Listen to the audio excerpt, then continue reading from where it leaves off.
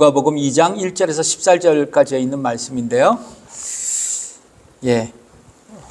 다 함께 읽겠습니다. 시작. 이때 가이사 아구스도가 영을 내려 천하로 다 호족하라 하였으니 이 호족은 구레뇨가 수리아 총독되었을 때 첫 번 한 것이라. 모든 사람이 호족하러 각각 고향으로 돌아가매 요셉도 다윗의 집 족속인 고로 갈릴리 나사렛 동네에서 유대를 향하여 베들레헴이라 하는 다윗의 동네로 그 정원한 마리아와 함께 호족 올라가니 마리아가 이미 잉태되었다가 거기 있을 그때에 해산할 날이 차서 마다들을 낳아 강보로 싸서 그 위에 누웠으니 이는 사간에 있을 곳이 없음이러라. 그 지경에 목자들이 밖에서 밤에 자기 양떼를 지키더니 주의 사자가 곁에 서고 주의 영광이 저희를 두루 비춤에 크게 무서워하는지라. 천사가 이르되 무서워 말라. 보라, 내가 온 백성에게 미칠 큰 기쁨의 좋은 소식을 너희에게 전하노라. 오늘날 다윗의 동네에 너희를 위하여 구주가 나셨으니 곧 그리스도 주시니라. 너희가 가서 강보에 쌓여 구유에 누인 아기를 부리니 이것이 너희에게 표적이니라 하더니 호련히 허다한 천군이 그 천사와 함께 있어 하나님을 찬송하여 가로되 지극히 높은 곳에서는 하나님께 영광이요 땅에서는 기뻐하심을 입은 사람들 중에 평화로다 하니라. 아멘. 앉으십시오. 오늘 본문의 말씀으로 위대한 복음 세 번째입니다. 평화의 왕 예수 그리스도라는 제목으로 여러분과 함께 말씀을 전해드리겠습니다. 하나님은 우주 만물뿐만 아니라 저와 여러분의 모든 삶의 영역에서 섭리하시는 분이십니다. 여러분 믿고 계십니까?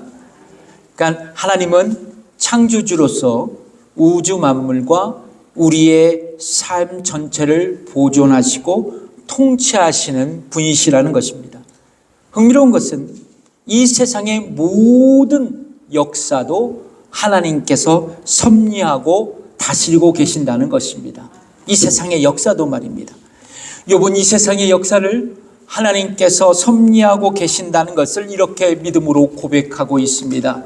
욥기 12장 23절의 말씀을 읽겠습니다. 시작.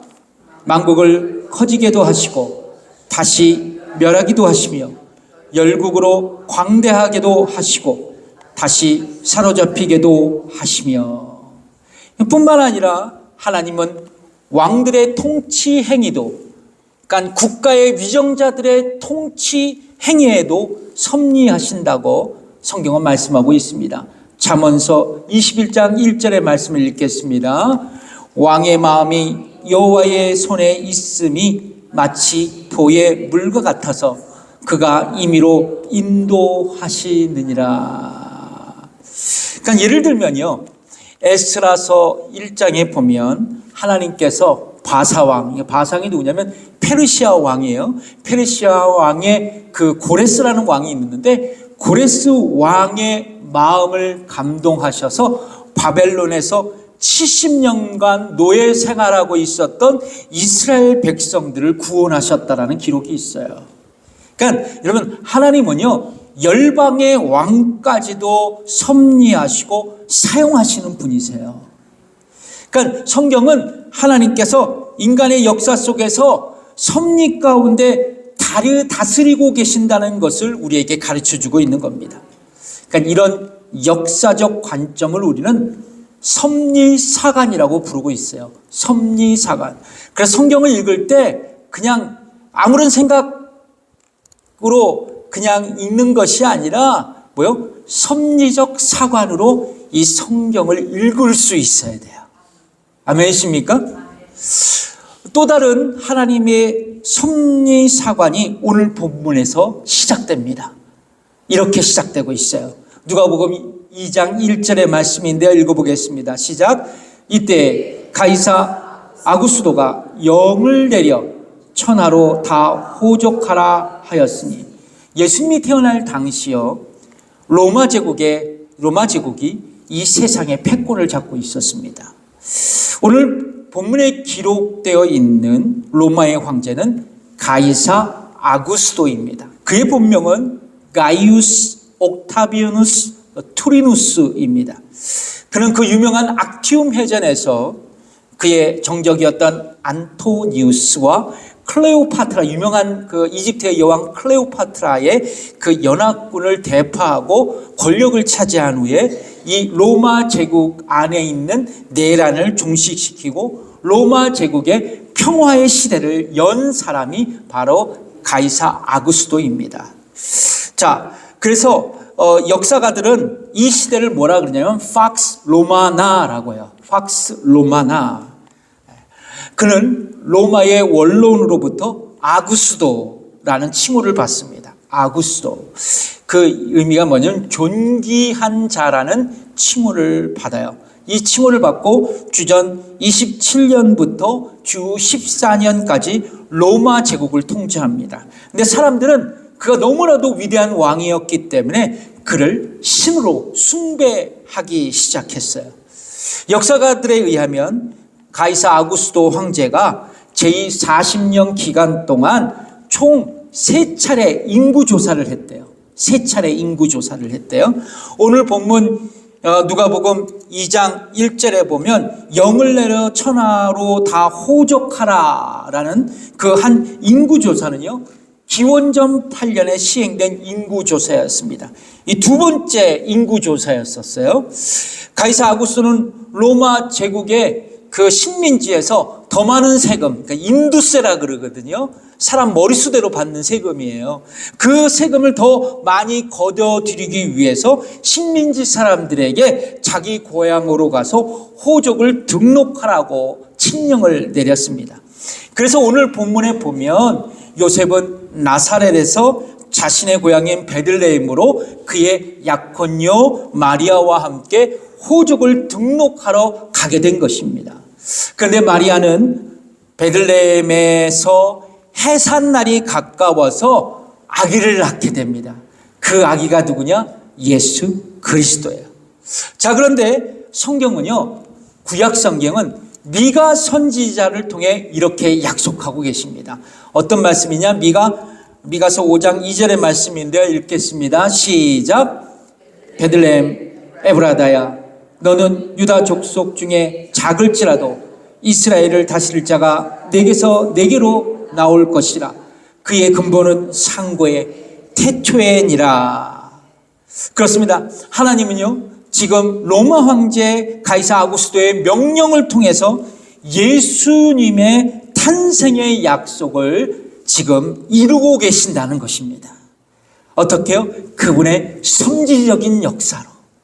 그러니까 하나님은 그 역사의 한복판에서 그 역사를 조종하시면서 당신이 약속한 예수님의 탄생을 이루고 계신다는 것이에요. 자, 이제 요셉은 만삭인 아내 마리아와 함께 베들레헴에 도착하게 되었고 가축을 키우는 마구간에서 아기 예수님을 낳게 됩니다. 그리고 강보에 싸서 구유에 누워 있다고 성경은 그렇게 기록하고 있습니다. 이윽고 주의 천사가 양떼를 지키고 있었던 목자들에게 밤에 나타나서 예수님의 탄생을 말합니다. 예수님의 탄생을 고지해요.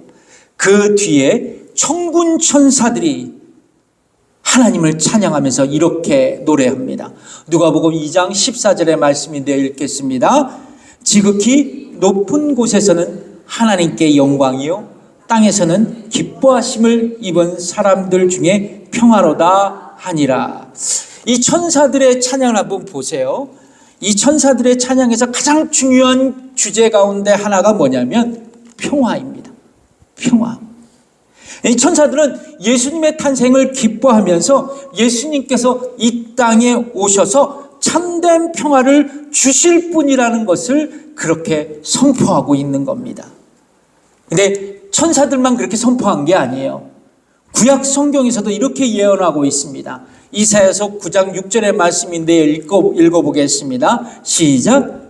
이는 한 아기가 우리에게 낳고 한 아들을 우리에게 주신 바 되었는데 그 어깨에는 정사를 메었고 그 이름은 기묘자라 모사라 전능한 하나님이라 영존하시는 아버지라 평강의 왕이라 할 것임이라.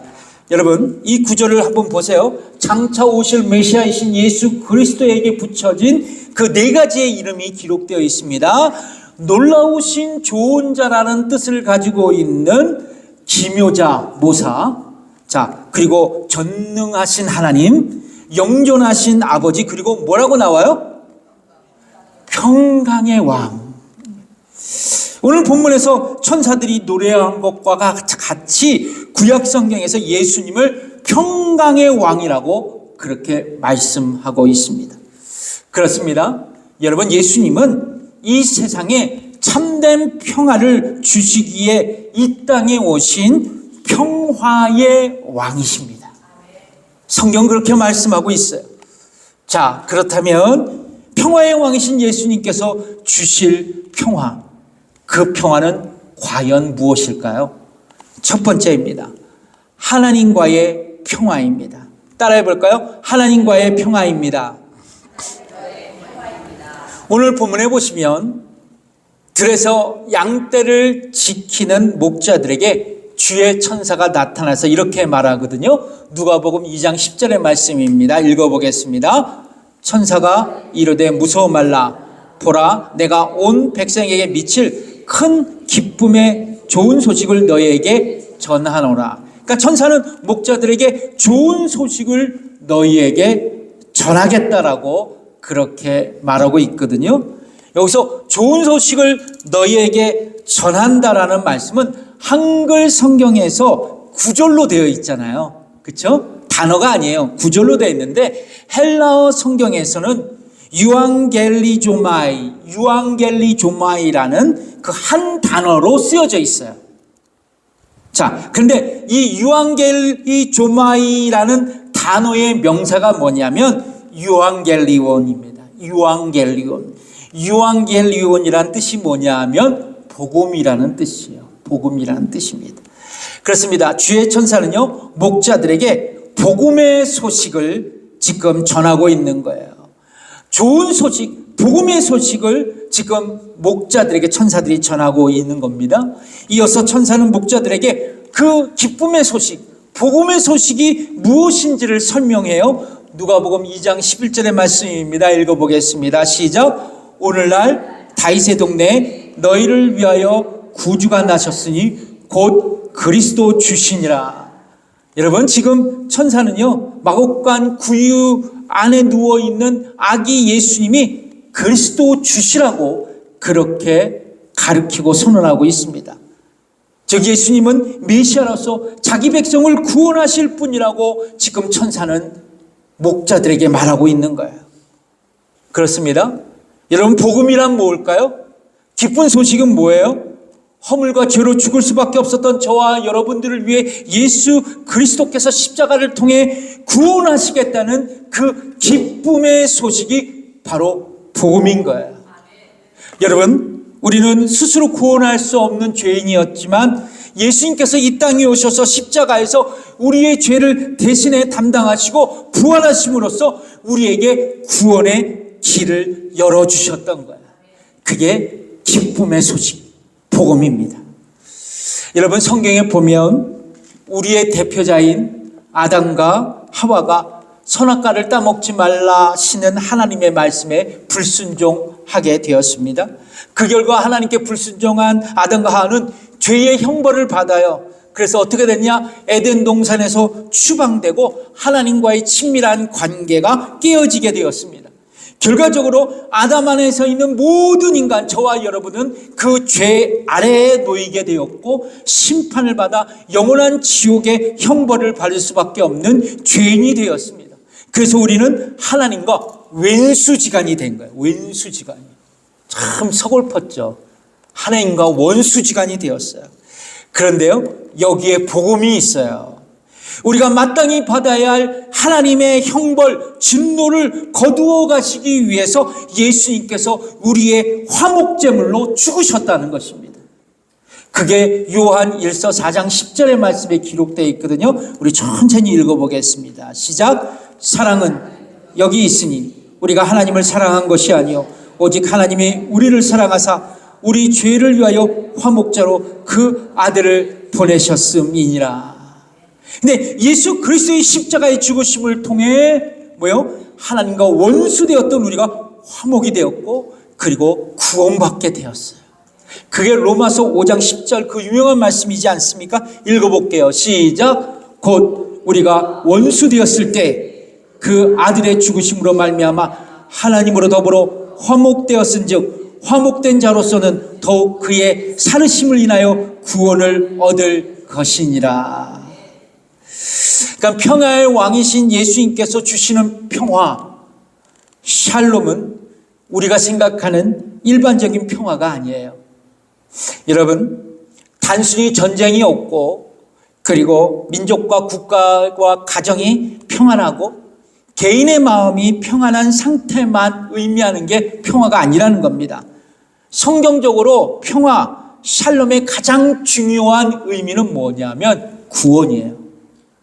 구원입니다. 중요한 것은 이거예요.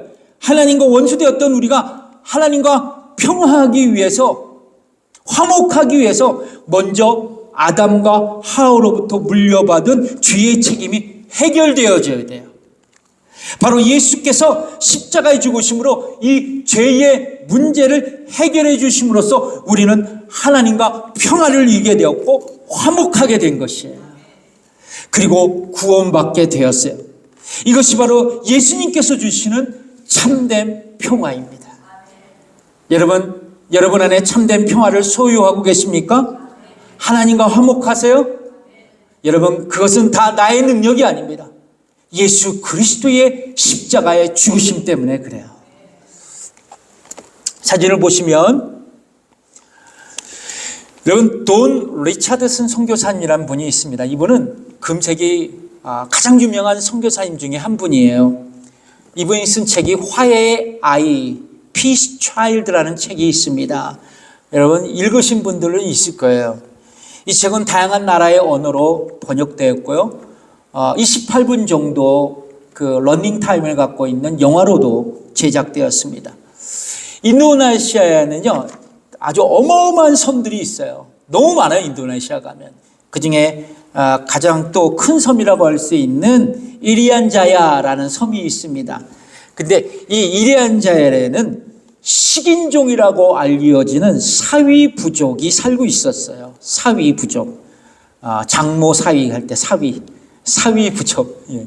근데 그들은 1950년대까지 석기 문화의 원시적인 삶을 살고 있었습니다.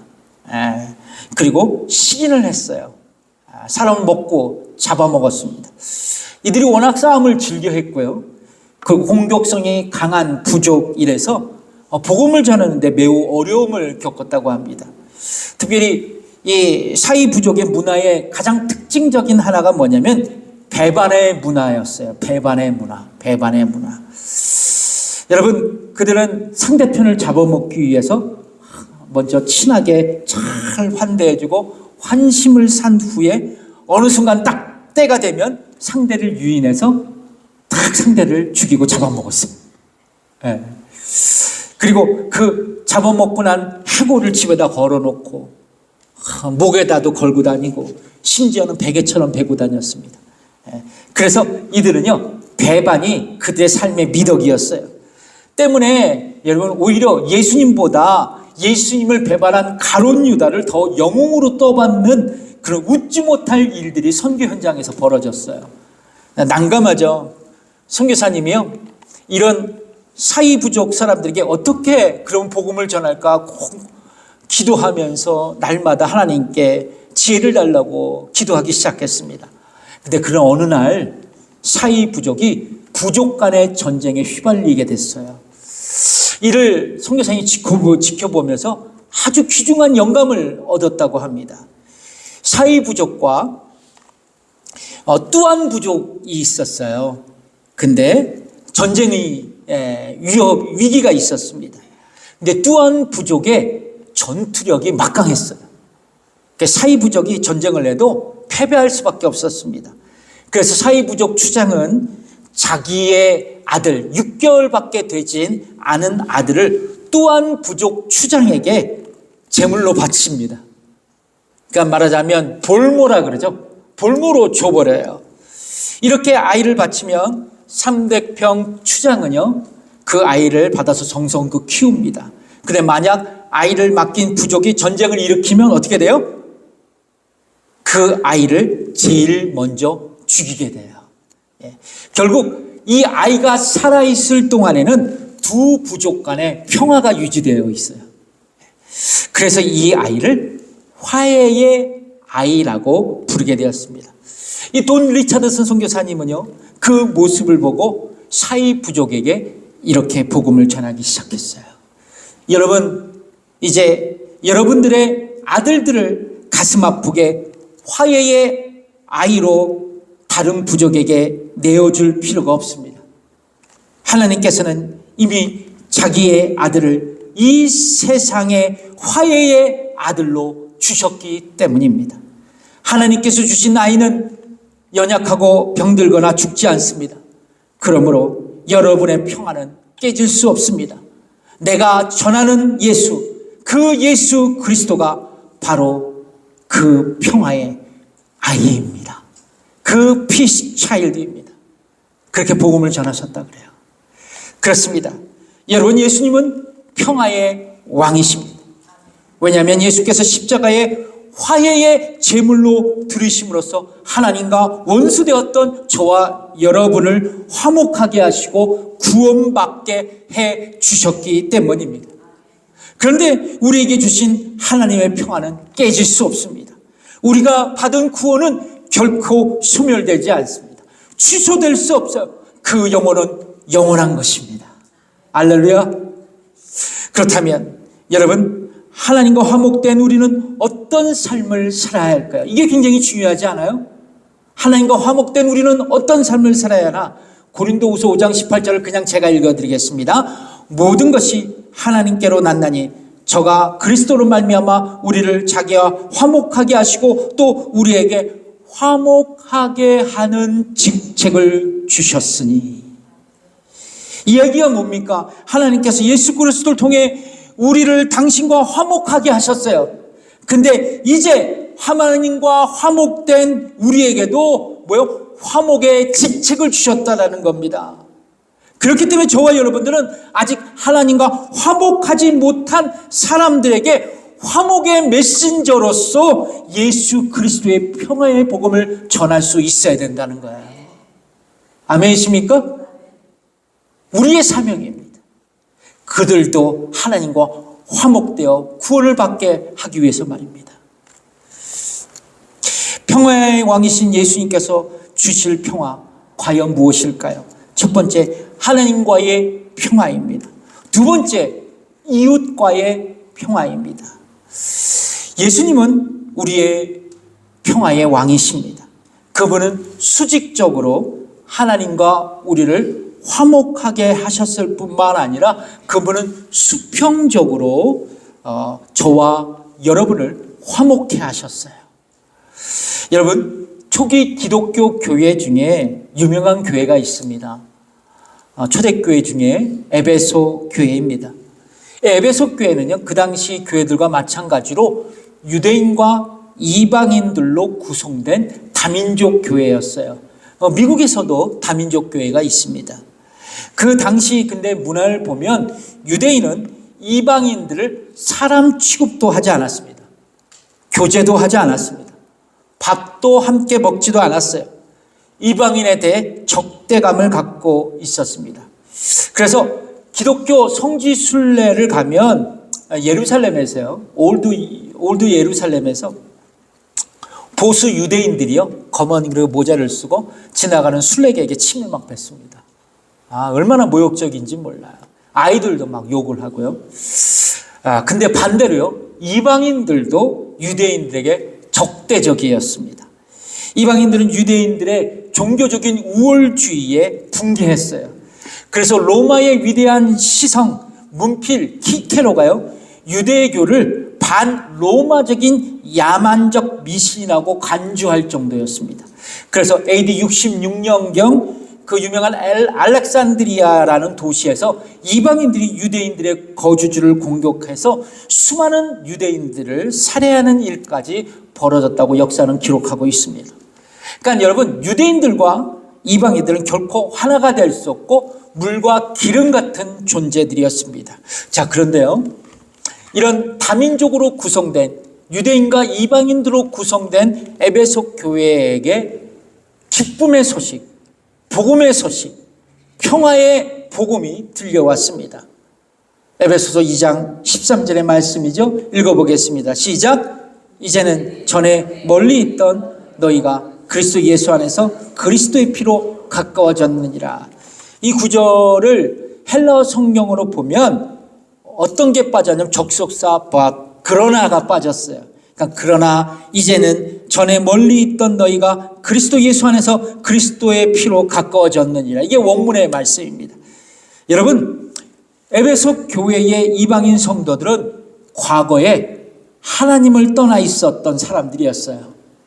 하나님을 몰랐던 사람들이었습니다. 그러나 이제는 예수 그리스도의 피로 하나님께 가까이 나올 수 있게 되었다고 말씀합니다. 그리고 그들에게 영적인 구원의 축복과 특권을 누리는 자가 되었다고 에베소서는 그렇게 말씀하고 있어요. 자, 그런데 예수님의 십자가의 죽으심으로 가까워진 것은 하나님뿐만이 아니었습니다. 에베소서 2장 14절의 말씀을 새 번역 성경으로 우리 함께 읽어보겠습니다. 시작. 그리스도는 우리의 평화이십니다. 그리스도께서는 유대 사람과 이방 사람이 양쪽으로 갈려있는 것을 하나로 만드신 분이십니다. 그는 유대 사람과 이방 사람 사이를 가르는 담을 자기 몸으로 허무셔서 원수된 것을 없애시고. 여러분, 이해가 되십니까?